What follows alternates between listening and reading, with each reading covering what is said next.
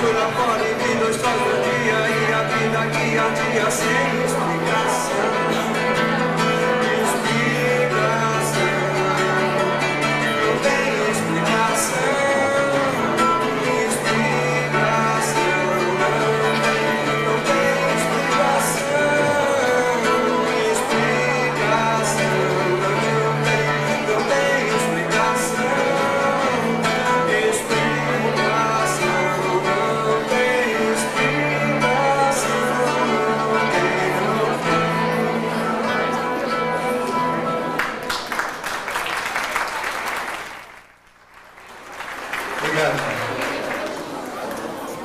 Esse vou ficar devendo.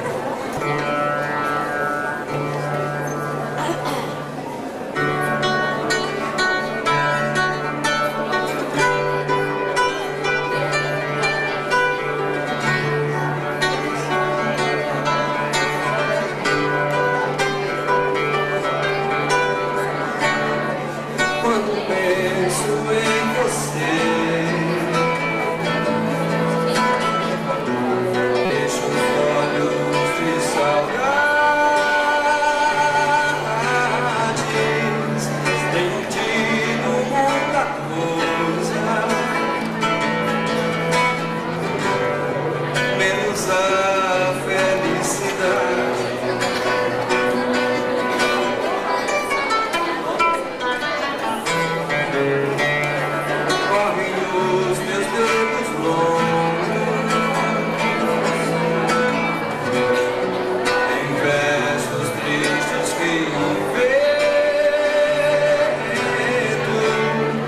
tem aquilo a quem entrego, já me traz contentamento. Pode ser até amanhã, cedo claro, feito dia, mas nada do que me dizem me faz sentir alegria. Eu só queria derrumar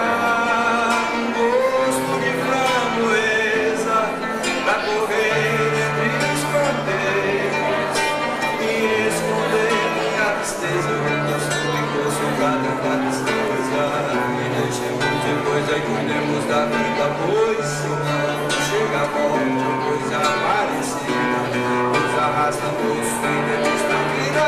Eu só queria derramar gosto de framboesa pra correr entre os canteiros e esconder minha tristeza. Nunca soubemos pra tanta tristeza. E deixemos de coisa e cuidemos da vida, pois não cheira a morte ou coisa parecida, e nos arrastamos sem ter visto a vida.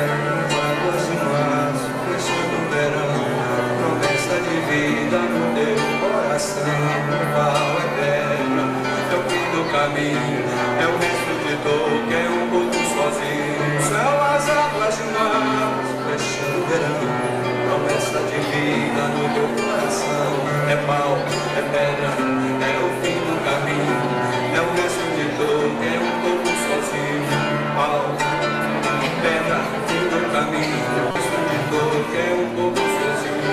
São as águas de março, fechando o verão, promessa de vida no teu coração.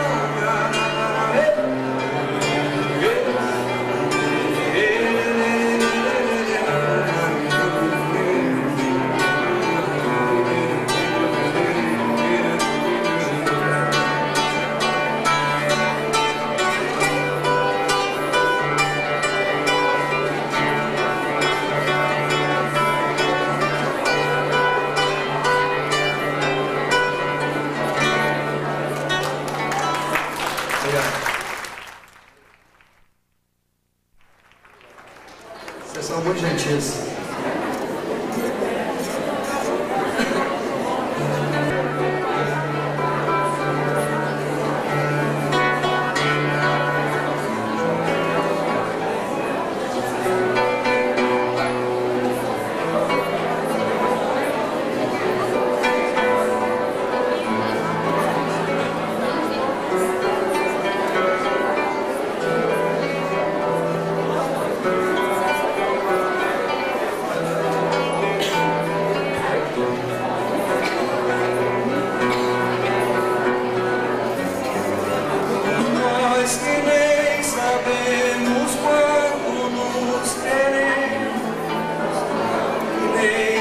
sabemos tudo que queremos.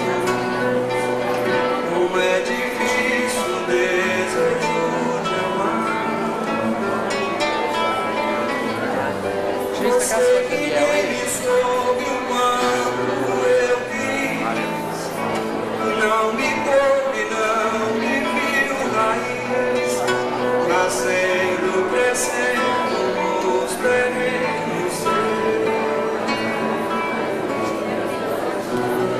Eu na janela olhando a lua, perguntando a lua onde você foi amar.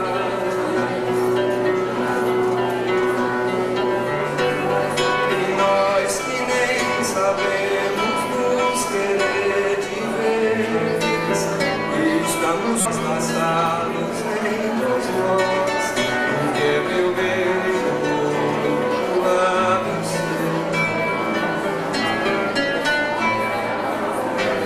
Não sei sair cantando sem contar você. Eu sei cantar, mas como com você. Eu vou seguir, mas vou seguir você. Queria que assim, sabendo se a gente se quer, queria me rimar no seu colo, mulher, vencer a vida do que ela me é, ganhar o seu, chegar meu, dar de mim o homem que é seu.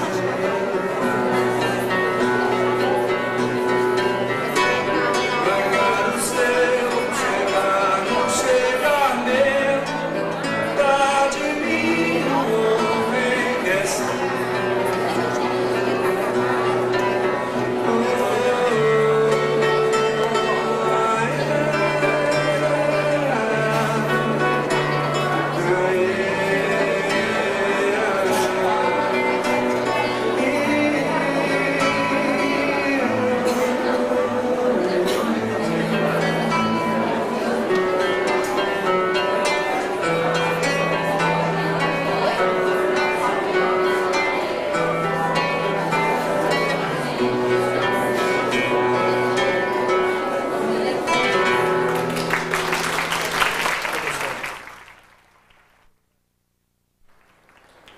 Eu fico muito satisfeito de que a gente possa interagir novamente. Isso aqui é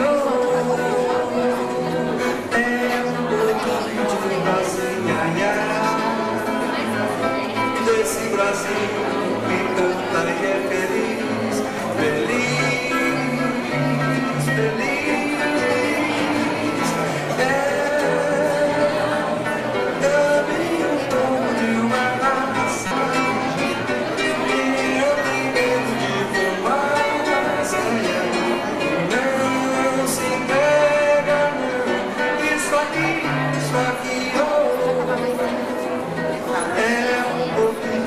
Brasil, desse Brasil que canta e é feliz, feliz, feliz. Dá-me um pouco de uma raça que não tem medo de fumaça e não se entrega, olha só o que me diz que ela sabe dar. Chega nas cadeiras que ela sabe dar. Olha só o que me diz que ela sabe dar. Morena boa que me faz penar. Toda saudade pra mim dentro do samba, samba. Morena boa que me faz penar. Toda saudade pra mim dentro do samba, samba.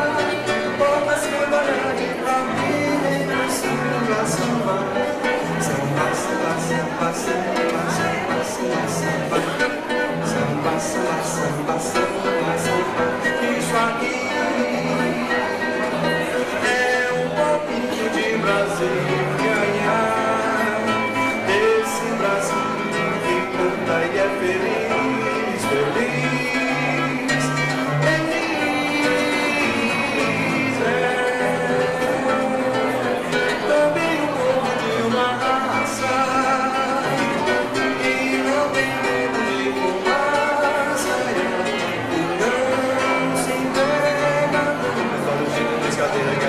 dar. Olha só o rebelete que ela sabe dar. Olha o jeito de brincadeira que ela sabe dar. Olha só o rebelete que ela sabe dar. Morena boa que me faz penar. Bota a sandália de papinho e do samba samba. Mas morena boa que me faz penar. Bota a sandália de papinho e do samba samba. Bota a sandália de papinho e do samba samba. Bota a sandália de papinho e do samba samba. Samba, samba, samba, samba, samba, samba, samba.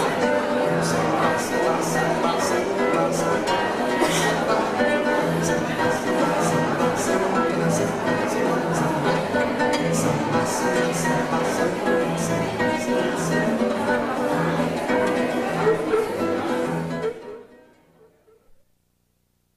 Desejando muita paz para os nossos corações,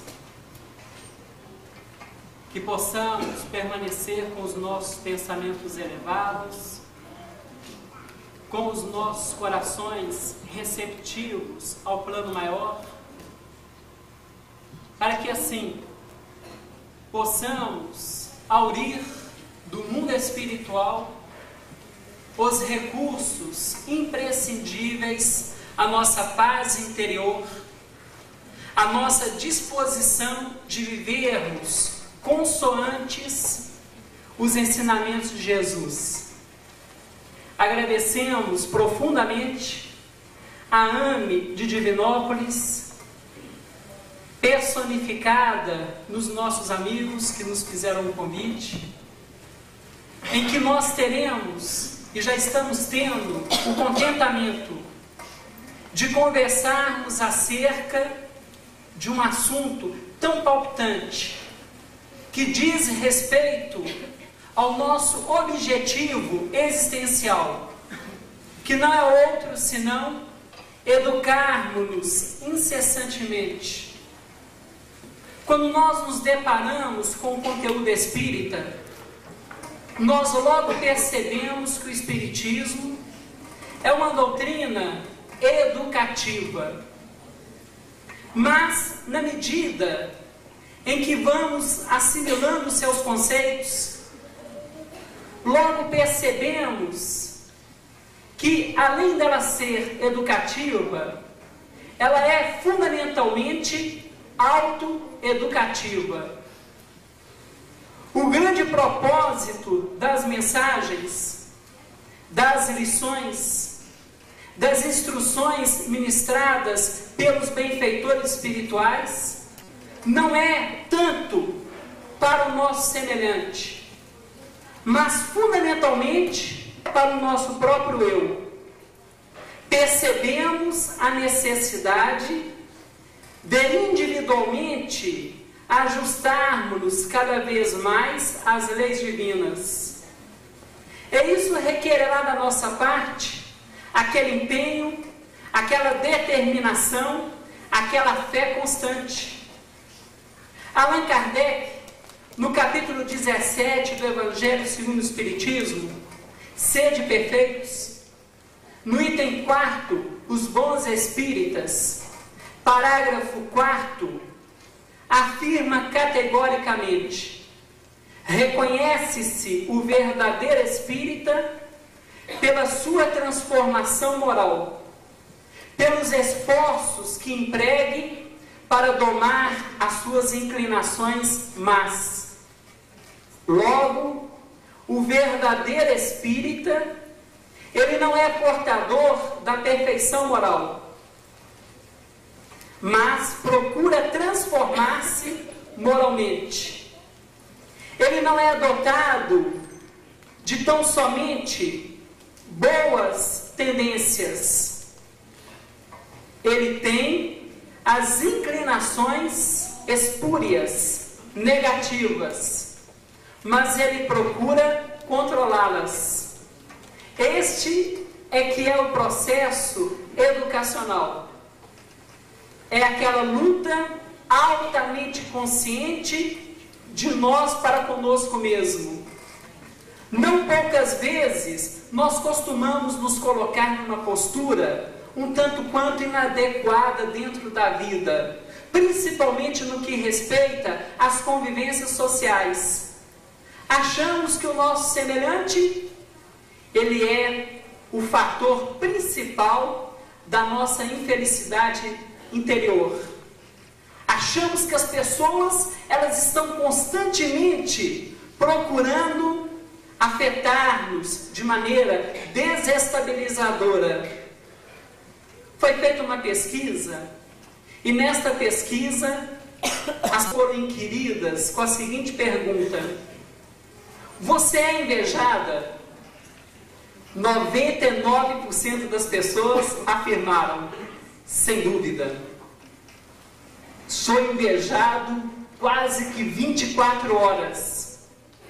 Logo a seguir, perguntaram para essas mesmas pessoas: você é invejosa? 99% responderam que não. Então, super compreensivelmente, fica difícil nós compreendermos quem está invejando quem. A autoeducação precisa passar pelo autoconhecimento.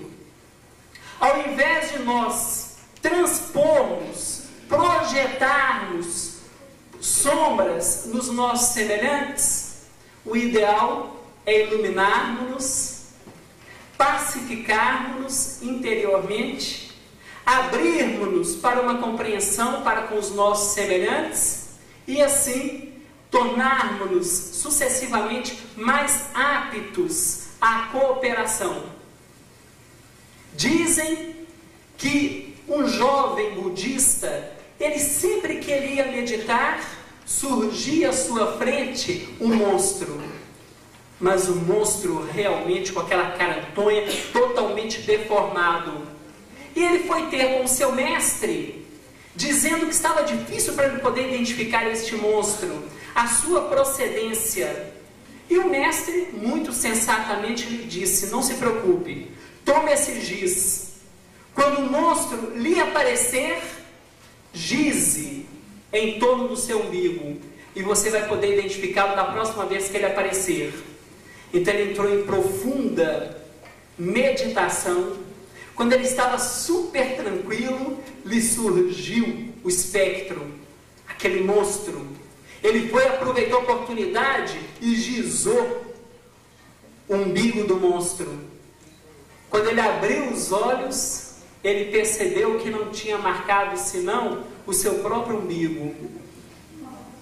Então, como que é preciso nós observarmos as pessoas não como oponentes do nosso contentamento interior, mas sim como pessoas tais quais nós mesmos, necessitados de crescimento, de orientação, de sossego consciencial.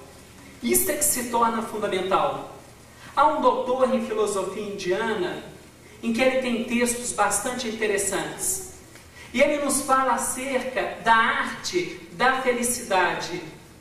Então ele diz que a maioria das pessoas preferem ser pessoas sementes, e não pessoas flores. E ele então afirma que duas sementes não podem se relacionar, porque elas estão fechadas. Mas duas flores podem se correlacionar. Elas podem permutar os seus perfumes, porque estão abertas. Mas por que a maioria das pessoas prefere se tornar pessoas sementes? Porque a semente é dura, é resistente, é permanente. E nós muitas vezes nos lançamos a relacionamentos com os nossos filhos, com as nossas esposas, com os nossos irmãos, com os nossos amigos, com as pessoas em geral, até um certo ponto em que possamos retornar em segurança para o nosso próprio casulo interior. Então, esse é o relacionamento semente. Já as flores, elas são delicadas. As flores estão expostas a uma série de perigos. Elas são tênues. mas, no entanto, são vivas, estão usufruindo da vida em toda a sua plenitude. Nós só estaremos verdadeiramente vivos se estivermos cada vez mais abertos para com as pessoas. Porque essas posturas fechadas, os receios de nós demonstrarmos afetos para com os nossos pais, para com os nossos amigos, nossos irmãos, todos os nossos semelhantes, é algo que é preciso que nós observemos com muito carinho, super compreensível, para que nós possamos nos abrir assim em relação ao outro. Será indispensável que procuremos cada vez mais valorizarmos-nos dentro daquela linha de equilíbrio. É preciso que nos amemos. Como que nós iremos amar ao nosso semelhante se nós mesmos não temos a experiência do amor para conosco mesmo? Não há como. O nosso semelhante é efeito, nós somos causas. Então o grande objetivo qual é? É nós nos conscientizarmos que tudo na vida é aprendizagem. Nós aprendemos a termos preconceitos, aprendemos a termos medo, a termos rancor, aprendemos a violência, mas aprendemos também a amar, amando-nos. Então é a hora de se questionar, diz um grande educador italiano, Buscaglia, o que é que eu estou me ensinando para que eu possa ensinar ao próximo? Eu estou aprendendo a me respeitar? Eu estou aprendendo a me preservar de vícios, de situações menos felizes? Se eu estiver me ensinando isso, é o que eu terei condições de ensinar ao meu próximo. E na medida em que nós vamos educando-nos no auto-amor, vamos percebendo que as pessoas, elas são maravilhosas. Todas as pessoas, sem exceção. Então todas aquelas nossas reservas excessivas, elas vão cada vez mais sendo destituídas, vão perdendo sentido. O grande líder budista, o Dalai Lama, ele diz que é bastante interessante assim a área das nossas convivências. Ele diz assim: a pessoa que tem afinidade para conosco pode derramar café quente na nossa roupa, termina em festa. Levamos assim como se fosse um ordinário, super descontraído. Mas aquela pessoa que não tem afinidade para conosco, se ela nos der um sorriso pela manhã, desejando-nos um bom dia, logo ficamos ressabiados. O que é que essa pessoa está pensando? Quais são as suas intenções mais profundas? Dizem que um homem ia subindo uma rua muito estreita, muito perigosa, nos Estados Unidos, e chovia muito. E ele ia subindo esta rua, ia subindo, de repente, ele foi fazer uma curva muito perigosa, uma outra mulher vinha com seu veículo, abriu a janela do seu carro e gritou para ele: porco! Ele ficou altamente enfurecido, abriu a janela do seu carro e revidou: porca, porca, porca! Quando ele acabou de fazer a curva, ele atropelou um porco. Ela estava avisando de que havia um porco na estrada. Então a nossa tendência a estarmos assim no estado de tensão interior é algo que precisamos rever com muito carinho. Por isso que o processo educacional, ele passa por uma série de vertentes. A importância de mantermos-nos bastante tranquilos para que assim possamos nos tornar instrumentos da espiritualidade, principalmente numa época em que nós percebemos em que encontramos-nos bastante estressados. Acontecimentos mínimos, muitas vezes, eles vão sendo ali alimentados e se transformam em acontecimentos caóticos, criminalísticos, com consequências terríveis para o futuro. Então, essa questão de trabalharmos, ela é essencial dentro do Espiritismo. No capítulo 8º do Evangelho de João, versículo 12, Jesus nos diz assim: eu sou a luz do mundo. Aquele que me segue não andará em trevas, mas terá a luz da vida. Jesus classificando-se como a luz do mundo, ou seja, o grande educador da humanidade. Porque a luz, desde Santo Agostinho, ela está associada à inteligência, ela está associada ao esclarecimento. E o Cristo, como sendo a luz do mundo, mostra toda a sua condição de educador maior da humanidade. Jesus não afirmou, eu serei. Seria no terreno idealístico. Ele não asseverou, eu fui. Seria uma condição altamente nostálgica. Ele não afirmou, eu estou. Seria bastante transitório, mas eu sou. Ou seja, a luz que dimanava do próprio Cristo favoreceria o nosso mundo mental. Todo o conteúdo evangélico é uma propositura constante de autorreformulação. Vamos encontrar diversos versículos, amancheias, que vão constantemente conduzir-nos ao autoaprimoramento. Por exemplo, nós iremos encontrar no Evangelho de Mateus, capítulo 5, a partir do versículo 1. E Jesus, vendo a multidão, subiu ao monte. E assentando-se, aproximaram-se dele os seus discípulos.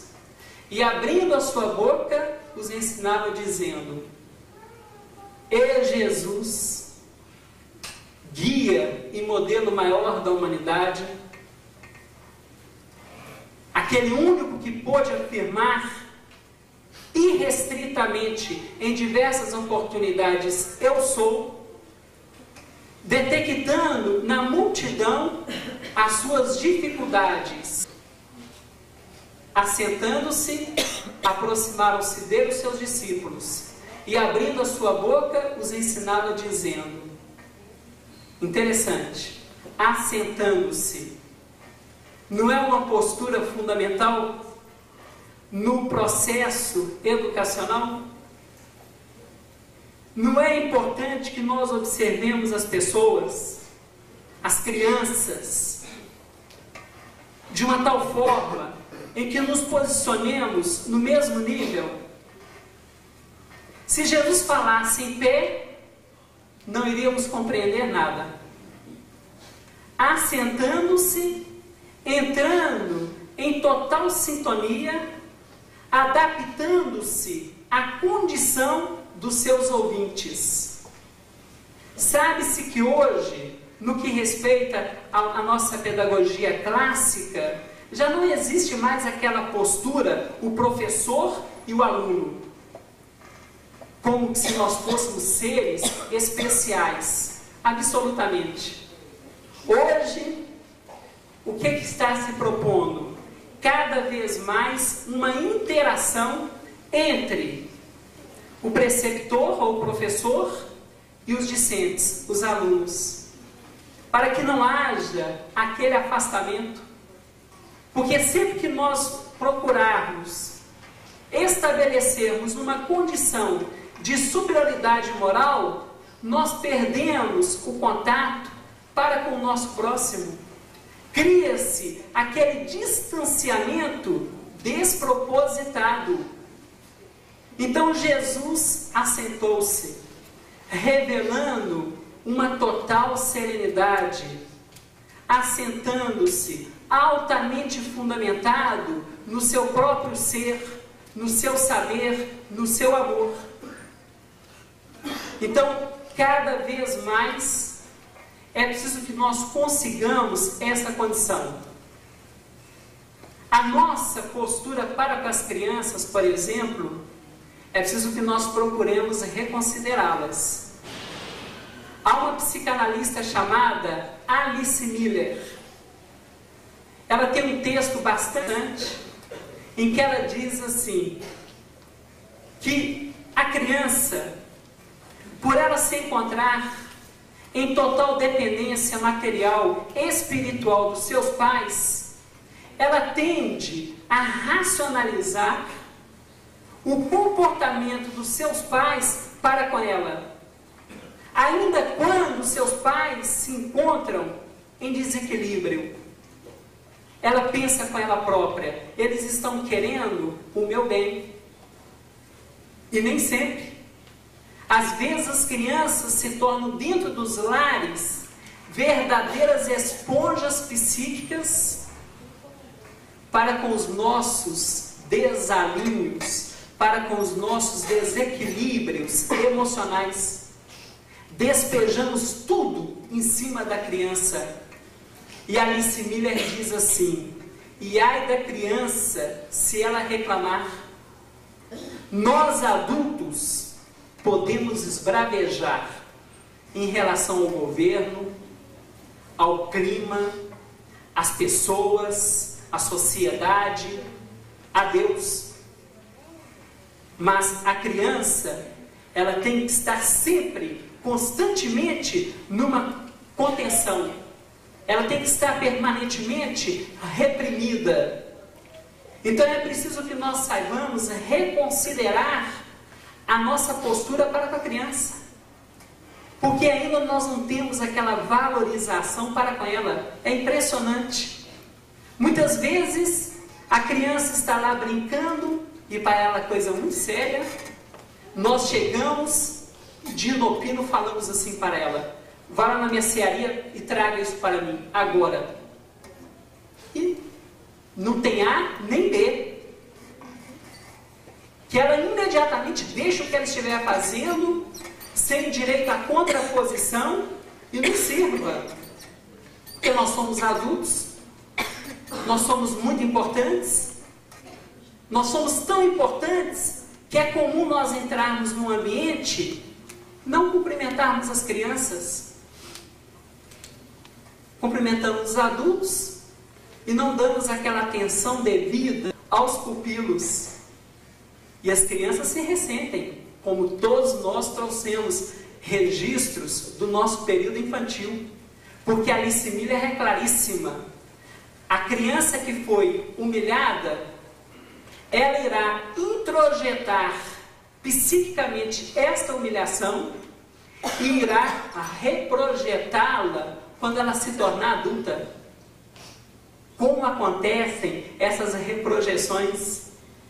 A criança está sentada, não sei se nós já fizemos isso. Aí nós chegamos e falamos assim: levante-se que eu quero sentar. Como se a criança não fosse uma pessoa, como se ela não tivesse o direito de estar cansada, e como se ela não tivesse o direito de ocupar um lugar. Nos ônibus é bastante interessante. Em Belo Horizonte, por exemplo, é lei. Quando entram pessoas idosas, necessariamente e por direito, elas devem ter direito aos assentos. Então é muito comum nós fazermos o quê? Se estivermos com uma criança, levantem e deixa essa pessoa idosa se assentar. Sempre a criança é sacrificada. Por que sempre a criança é que tem que ser sacrificada? Por que nós não levantamos e não cedemos o nosso lugar? E vamos dar dois exemplos, para com o ancião e para com ela que vai nos observar, sendo gentis e generosos e mais, cumprindo com a lei. Há muitos anos passados, era comum os faraós, nos períodos invernais, posicionarem as crianças em torno dos seus pés para poderem aquecê-los. Na época de Jesus, não era diferente. No capítulo 18 do Evangelho de Mateus, a partir do versículo 1, as crianças queriam acessar o Cristo e estavam sendo obstruídas, proibidas, porque as crianças sempre estiveram à margem da sociedade. Na sociedade palestinense também, as crianças, os pobres, os enfermos, os gentios, eram os exclusos. O que Jesus fez? Pegou o menino, colocou no meio deles e disse-lhes: se vós não vos converterdes e não vos tornardes humildes como este menino, de forma alguma entrareis no reino dos céus.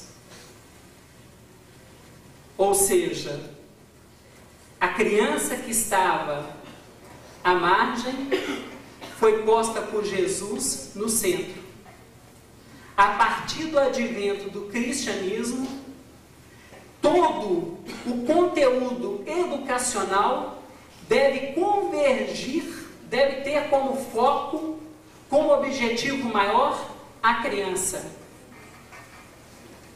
Ela seria o núcleo. Se não vos converterdes e não vos tornardes humildes como este menino, de forma alguma entrareis no reino dos céus. Interessante que o Cristo, como hiper profundo psicologista, afirmou como este menino, porque ele percebeu naquela criança o seu potencial, a sua conquista no que respeita à humildade. Dizem os registros ligados à patrologia, aos primeiros vultos do cristianismo nascente, que aquele menino era ninguém mais e ninguém menos que Santo Inácio de Antioquia. Foi célebre posteriormente pela sua humildade. Ele aspirava em se tornar trigo na boca dos leões, martirizado pela causa cristã.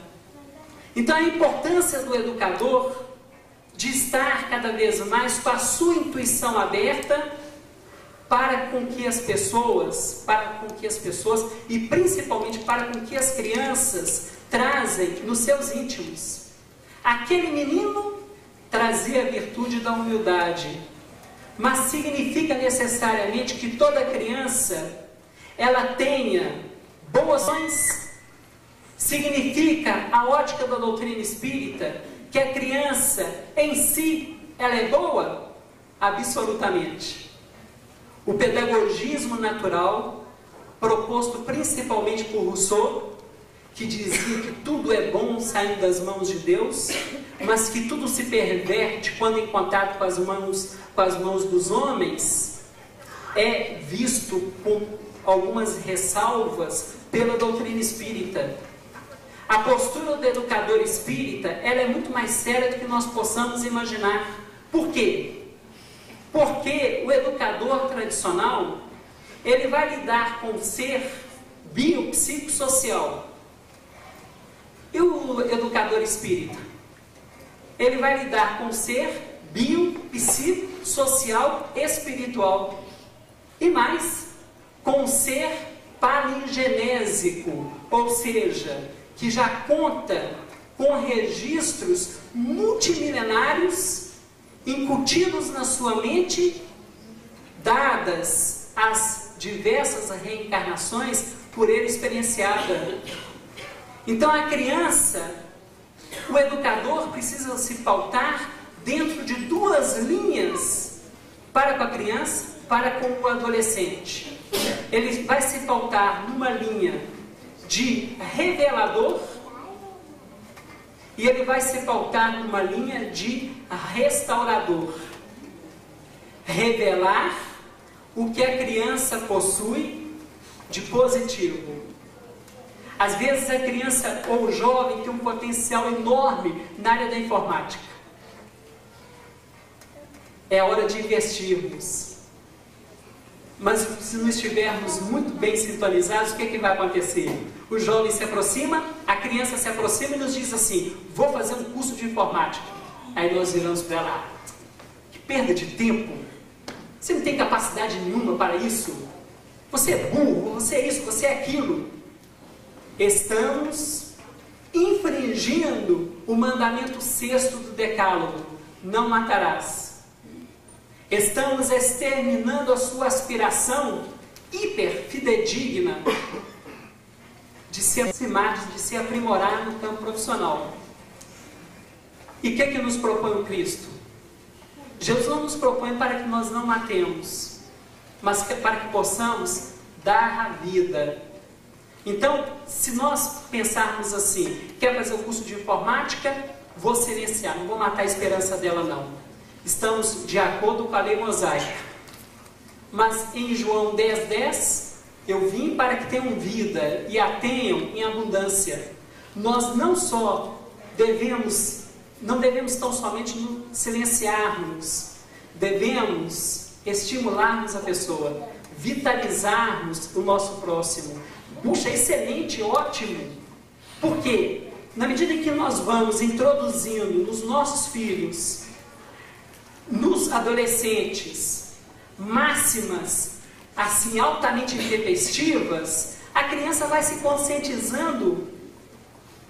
Ela vai se conscientizando. O poder dos pais, o poder dos educadores para com os pupilos é algo extraordinário. Nós estávamos assistindo recentemente, um documentário, uma educadora carioca. Ela disse o seguinte, algo bastante interessante. Ela disse o seguinte: eu vim da roça, e quando o meu pai foi um homem inculto, analfabeto, mas ele era portador de uma sabedoria educacional fora do comum. O que ele fazia comigo e com os meus irmãos? Levava-nos de madrugada para o matagal, aquele brejo, aquela escuridão. Então, ele se postava a uma boa distância e chamava-nos, um por um. Então, nós tínhamos que vencer os obstáculos numa penumbra total. Íamos vencendo, íamos nos aproximando, e quando nos aproximávamos dele, ele pegava uma lanterna, colocava na nossa face, acendia e dizia-nos: você não precisa ter medo de nada. E quando que isso lhe foi útil? Quando ela chegou em São Paulo, ela dizendo-se roceira, naquela selva de pedra, o coração palpitando, arfando, ansiosa, temerosa. Quando ela se lembrou desse exercício do seu pai, ela falou que na mesma hora lhe veio um fluxo interior de força, de determinação, algo extraordinário.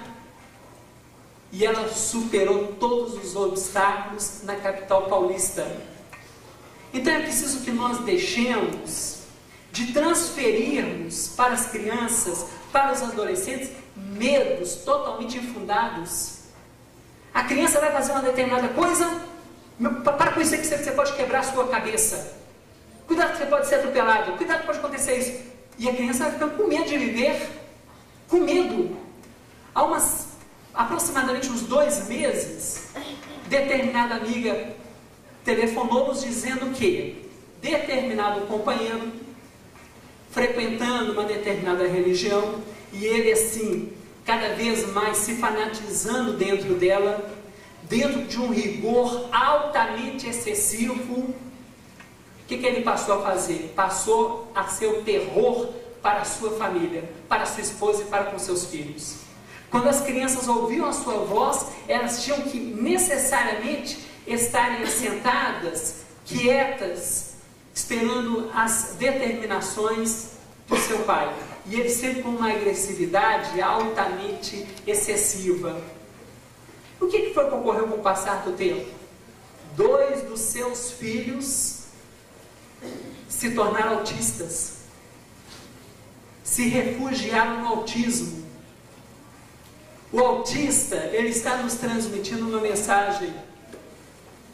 O autista está nos transmitindo a seguinte mensagem: de que nós estamos bastante violentos, de que o mundo formado pelas pessoas é extremamente hostil. Então as crianças, com medo do mundo exterior, se refugiaram nos seus mais íntimos. Como a tartaruga, quando se vê acossada, ela também se refugia na sua carapaça. É a mesma coisa. Então o ideal do educador é ele agir como revisor, despertar os potenciais das crianças, a fim de que elas possam se tornar cada vez melhores. Despertarmos os potenciais de todas as pessoas com as quais estejamos em intercâmbio. Não vamos complexar as pessoas. Isso é importantíssimo. Vamos sim valorizá-las, mas nunca nos esquecendo de que o piso é a autovalorização. É como disse esse doutor em filosofia, ele disse assim: o amor de si é o princípio de todos os amores. Que máxima maravilhosa! Então é preciso que nós saibamos conduzir a criança ao que há de melhor nela. Quando perguntaram o grande autor do livro O Pequeno Príncipe, Exupéry, deu uma definição de educação maravilhosa. Ele disse assim: educação é a forma de eu delicadamente vos conduzir a si mesmo. Foi o que o Cristo fez. Todo o propósito do Evangelho, do Espiritismo, é trazer-nos para o que há de melhor dentro de nós. É para que possamos assumir a nossa divindade interior. Estamos numa doutrina altamente otimista e, ao mesmo tempo, realista. Tem a criança lá aspectos que precisam ser trabalhados, e como possui. Os pais atualmente estão totalmente assim, né, aturdidos nesta área, dada a vivacidade, a sagacidade das crianças atuais. É algo incrível. É como vamos nos encontrar no Evangelho segundo o Espiritismo, no capítulo 8º, parágrafo 4º, item 4º também. O espírito enverga durante a infância, o espírito enverga temporariamente durante a infância a túnica da inocência.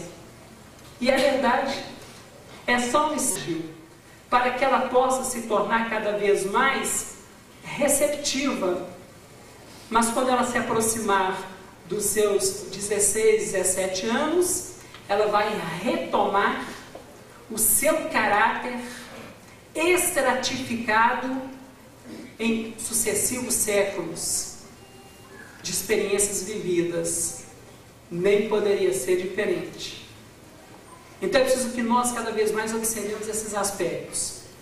Disse Sêneca assim, que nenhum vento é favorável àquele barco que não sabe para onde se direciona. Se a criança não for orientada, ela estará à mercê da sorte, à deriva no mar da vida.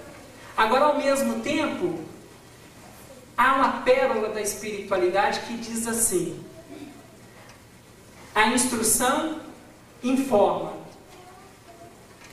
a educação forma, a evangelização transforma. 3 aspectos. A instrução, ela é importante? Certamente. Mas quando ela está anexada aos valores do amor.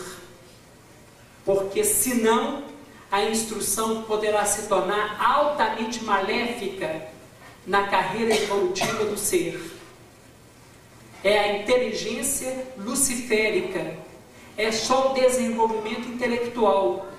No Livro dos Espíritos, na questão 780, Allan Kardec questionou assim: o progresso moral acompanha sempre o progresso intelectual? E a resposta: decorre deste, mas nem sempre o segue imediatamente. E Allan Kardec, então, desdobrou a pergunta na 780A: como pode o progresso intelectual engendrar o progresso moral? E a resposta: fazendo compreensíveis o bem e o mal. O homem desde então pode escolher. O desenvolvimento do livre-arbítrio acompanha o da inteligência, tornando o homem senhor dos seus atos. Então, na medida em que nos instruirmos, que ampliarmos a nossa visão intelectual, a nossa capacidade em escolhermos entre o bem e o mal vai se tornando cada vez mais dilatada. Muitas vezes entre um bem com B minúsculo e um bem com B maiúsculo. Vai nos dando cada vez mais oportunidades. Mas quando estamos dispostos a associarmos o conhecimento ao afeto, ao amor. Nos nossos últimos minutinhos, vamos recordar o capítulo 6 do Evangelho segundo o Espiritismo, parágrafo 5º, item 5º. Espíritas, amai-vos. Este o primeiro ensinamento. Instruí-vos. Este o segundo.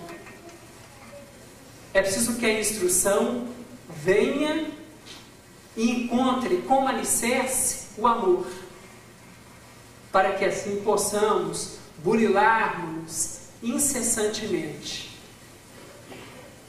O tema educação é amplíssimo. Existem uma série de ramificações atreladas ao assunto. Uma série. Mas, no entanto, que fique para todos nós que aqui nos encontramos, a importância de nos educarmos em relação a tudo. Há muitas décadas passadas, Chico Xavier, ele estava se trasaladando numa aeronave, uma tempestade, infiltrações nesta aeronave, e então as pessoas gritando, e uma amiga nossa estava dentro do avião e falou o seguinte, que na época as aeronaves não são iguais a essas nossas não, eram altamente toscas, infiltravam, gotejavam e assim por diante, eram tanto quanto tétricas, apavorantes, e uma verdadeira procela, uma tempestade, e as pessoas gritando, e o Chico num determinado momento ficou um tanto quanto agitado. Então essa senhora, Dona Ruth, ela comentou o seguinte, que ela estava do lado do Chico, de repente o Chico estava com o Evangelho do Espiritismo e parou. Ela foi e perguntou: Chico, o que foi que aconteceu, Chico? O que você está vendo? O Chico foi e falou assim: Emmanuel acabou de me aparecer aqui agora e me disse o seguinte, que se eu tiver que morrer, que eu morra, mas que eu morra com educação. Até para morrer é preciso que nós nos eduquemos, porque senão nós vamos dar um trabalho extraordinário para os técnicos ligados à nossa liberação corporal, à nossa liberação do corpo. Então a educação em todos os sentidos. Vamos valorizar as pessoas. Não é algo importante? Não vamos tratar ninguém com desdém, com desprezo. Esteja um ser humano santificado ou algemado, ele é sempre um ser humano extraordinário. Então não vamos ter ninguém como medíocre. E cada pessoa, ela tem assim a sua importância extraordinária dentro do contexto da vida. Pediram para que Licurgo, o sábio grego, pronunciasse uma palestra acerca da importância da educação. Aí ele pediu 3 meses para que ele pudesse prepará-la. E o povo ateniense ficou na maior expectativa. Um sábio, ainda por cima, solicita 3 meses. E houve aquela expectativa. Quando a população ateniense se aglomerou, ele se posicionou para poder proferir a palestra e então pediu para que abrisse uma pequena portinhola. Saiu um cão e uma lebre. Imediatamente o cão foi em direção à lebre e despedaçou-a. Foi uma cena de carnificina. O povo grego ficou totalmente chocado, revoltado. Que coisa absurda! Nós demos 3 meses para que Licurgo pudesse nos falar acerca da excelência da educação e ele nos apresenta uma cena assim tão terrível. Aí imediatamente pediu para que se abrisse uma outra portinhola. Saiu um outro cão e uma outra lebre. E os dois começaram a brincar. Então ele foi e disse: vocês compreenderam? Os 2 cães são filhos da mesma cadela. Os 2 têm a mesma idade, são da mesma raça. Só que o primeiro foi educado a matar, a agredir, e o segundo foi educado a conviver pacificamente. Desceu do púlpito e foi embora. Então a aprendizagem é coisa muito séria. Vamos cada vez mais nos dispor nesse sentido.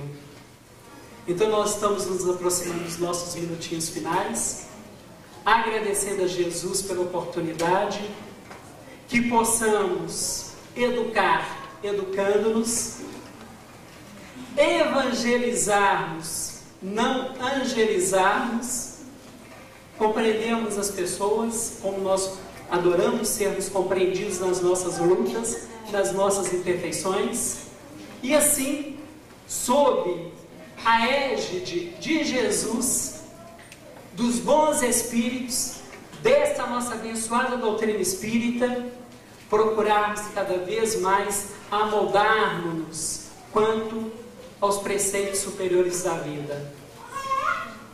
Para que possamos interromper, dizem que o homem, ele chegou na sua casa, no seu sítio, exausto, sedento, irritado, suado, e quando ele correu para a cisterna da sua casa, ele foi beber a sua água, estava lá uma formiga. Ele, altamente irritado, pensou consigo: brincadeira, viu? Uma formiga no meu país, no meu estado, na minha cidade, no meu bairro, no meu sítio, na minha cisterna e na minha hora de beber a água. E ele foi, chocalhou a água e colocou a formiga de lado e bebeu água. Isso se chama egoísmo. No outro dia, este homem, total secura, exausto, também bastante cansado, transpirando, correu para a sua cisterna, foi beber a sua água. Quando ele foi bebê-la, quem estava lá? A formiga. Aí ele foi e pensou com ele mesmo: tem água para mim? Tem água para ela. Eu estou com calor, ela também está. Ela está ocupando aquele espaço, eu estou ocupando este. Tudo bem. Bebeu a sua água. Isso se chama tolerância. No outro dia, retornou, altamente fatigado, altamente irritado, sedento, correu para a cisterna. Quando ele foi mitigar a sua sede, quem estava lá? Ela, a formiga. Mas aí, o que ele fez? Passou a contemplá-la detidamente. Ele se enterneceu em profundidade. Ele estava se sentindo bastante só. E ele agradeceu a Deus por, naquele momento, aquela formiga lhe estar fazendo companhia. Passou a fitá-la e percebeu como que ela se tratava de uma criaturinha de Deus. Que coisa maravilhosa! E ele ficou tão contente, tão elevado, que ele foi dentro do seu alforje, pegou um pequeno torrão de açúcar e ofereceu para a formiga. Isso se chama amor. O homem somos todos nós. Cada dia uma reencarnação. Mas se nos empenharmos, a nossa tendência é tornarmos cada vez melhores. Então, que Jesus possa nos favorecer, nos amparar, hoje, agora e sempre.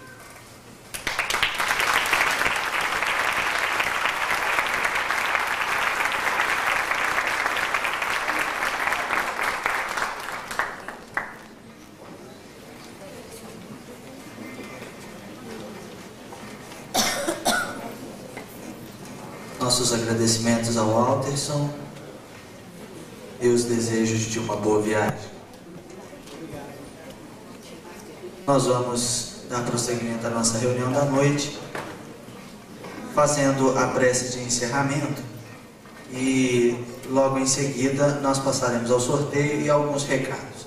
Para fazer a prece de encerramento, eu convido a nossa companheira Helena para fazer a... Agradecemos pela oportunidade de estarmos aqui nesta noite.